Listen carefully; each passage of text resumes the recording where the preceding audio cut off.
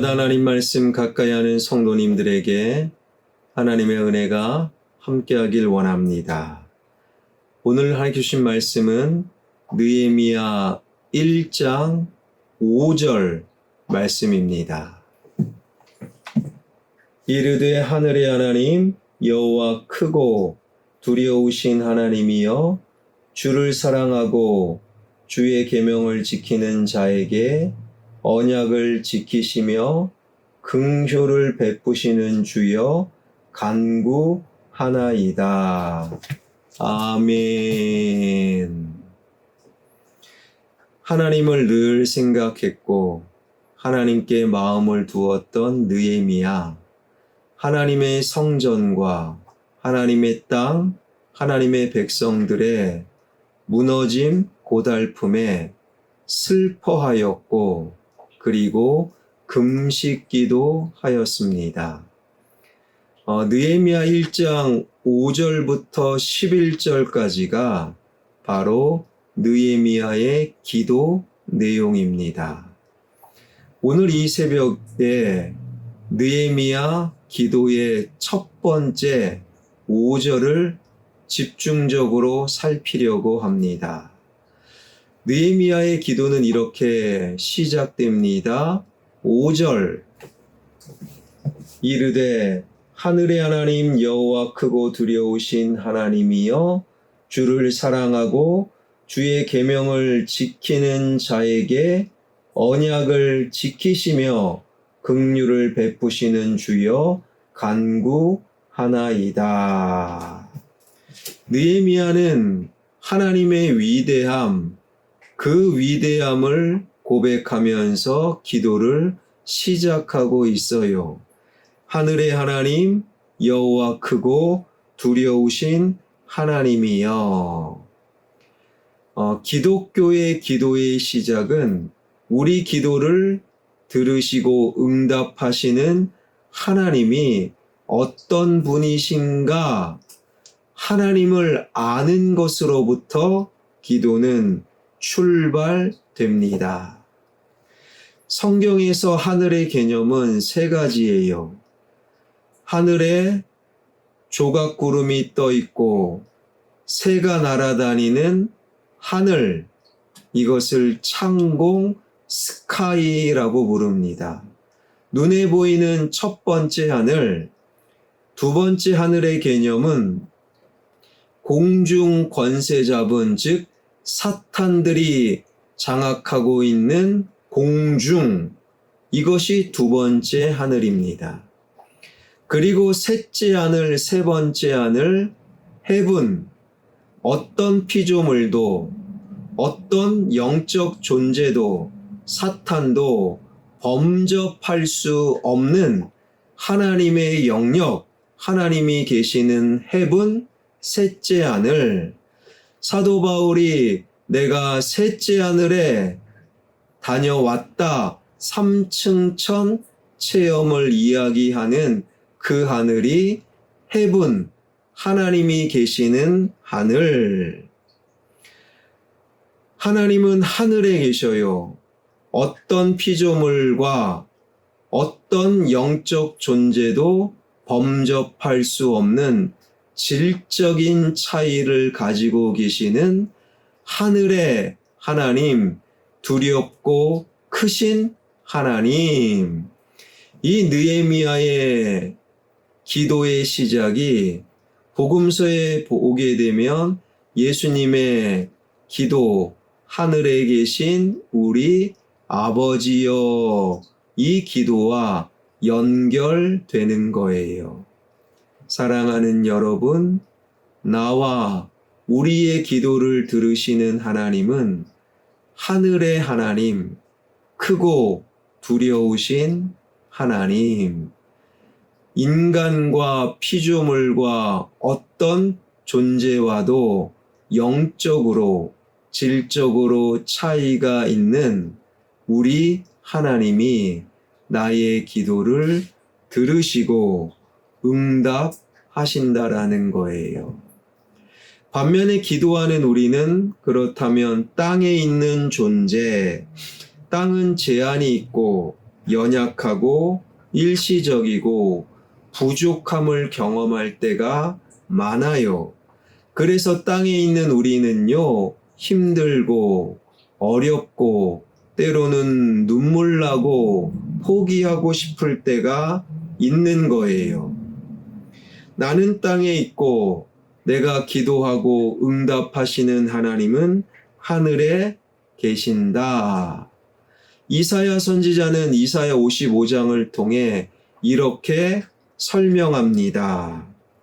이는 하나님의 생각이 땅에 있는 나의 생각과 다르고 하나님의 길은 우리의 길과 다르고 하나님의 말씀, 그 말씀을 따라 하늘이 땅보다 높음같이 하나님의 길은 우리의 길보다 높고 하나님의 생각은 우리의 생각보다 높음이니라. 나를 향한 하나님의 생각과 나를 향한 내 생각이 다르고 우리의 길과 하나님의 길은 같을 수가 없다.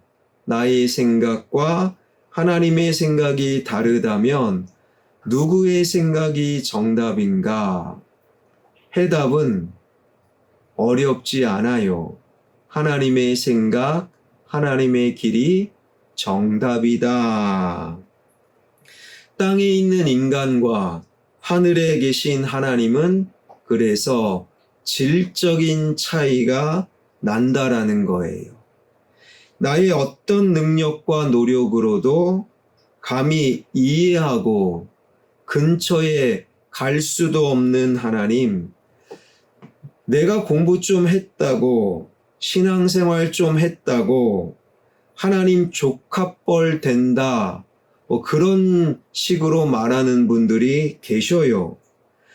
과학을 좀 발전시키고, 인터넷 등을 좀 확대시키고, 인공지능 AI를 더 상용화하고, 그랬다고 하늘에 계신 하늘까지는 아니어도 하늘 바로 앞 밑까지는 갈 수 있지 않을까? 성경은 그렇지 않다라는 거예요. 땅에 있는 우리 인간과 근본적으로 질적인 차이가 나는 하늘에 계신 하나님. 우리가 기도를 시작하면서 우리 기도를 들으시는 하나님은 하늘에 계신 하나님, 나와 본질적으로 질적으로 차이가 있는 분, 우리는 못하는 것이 많지만 우리 기도를 들으시는 하나님은 못할 것이 없는 하나님, 우리는 부족하지만 나의 기도를 들으시는 하나님은 부족함이 없는 하나님, 그 하나님께 제대로 기도한다면 하나님은 들으시고 응답하시고 해결해 주실 수 있는 하늘에 계신 하나님이라는 거예요. 창세기 18장에 보게 되면 아브라함과 그의 아내 사라, 이미 나이가 많아요. 사라는 생리가 끊겨 임신이 불가능합니다. 이게 땅의 논리요, 땅에 있는 우리의 생각이요, 판단입니다. 그런데 하늘에 계신 하나님이 아브라함과 사라에게 임신한다, 사라의 태의 문이 열려 아들이 태어날 것이다, 이러한 하나님의 말씀을 사라는 속으로 비웃어요. 내가 생리가 끊겨 이미 죽은 몸이 되었는데 무슨 아들, 속으로 비웃었습니다. 이것이 이 땅에 살고 있는 인간과 하늘에 계신 하나님의 생각의 본질적인 다름이에요. 하나님이 말씀하셨다면 반드시 이루어집니다. 하나님이 말씀하셨다면 생리가 끊긴 죽은 몸 속에서도 생명이 태어날 수 있습니다. 하나님이 원하시면 죽은 자도 살리시고 병든 자도 고치신다라는 거예요. 하나님이 말씀하셨다면 반드시 우리 삶에 복이 찾아온다라는 거예요. 그 결과가 무엇입니까? 땅에 있어 하늘의 하나님의 말씀을 비우셨던 사라의 몸을 통해 생명, 이삭이 태어났고 이삭의 이름의 뜻은 웃음, 사라의 비웃음을 하늘의 웃음으로 바꾸시는 하늘에 계신 우리 하나님. 사랑하는 여러분, 기도할 때 우리의 기도를 들으시는 하나님은 하늘에 계신 하나님이심을, 못할 것이 없는 하나님이심을, 우리 기도에 모두 다 응답하시는 하나님이심을 꼭 기억하시길 바랍니다. 그 하나님께 기도할 때 하나님이 들으시고 반드시 응답하시며 생명과 기쁨과 하늘의 풍요로 하나님께서 인도하여 주실 줄 믿습니다.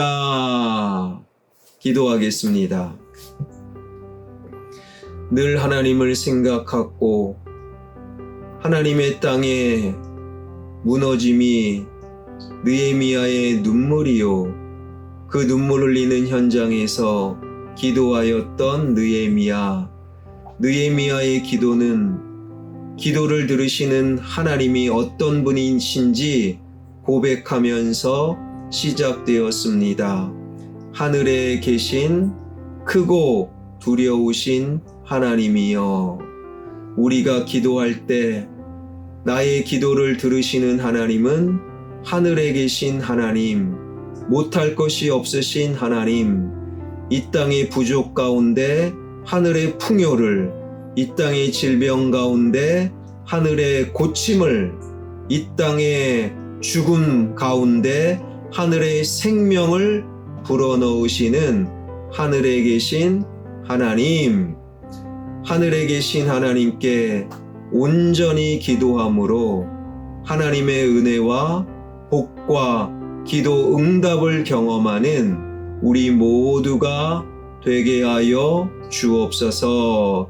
나의 가난의 문제를 하늘에 계신 하나님께 기도합니다. 나의 건강의 문제를 하늘에 계신 하나님께 맡겨드립니다. 내 삶의, 내 자녀의, 배우자의, 일터의 문제를 하늘에 계신 하나님께 기도하오니 해결하여 주옵소서. 응답되는 줄 믿습니다. 이 믿음으로 늘 하늘의 기쁨을 경험하는 기도하는 자, 하나님을 믿는 자, 나와 우리 되게 하여 주옵소서. 예수 그리스도의 이름으로 기도하옵나이다. 아멘.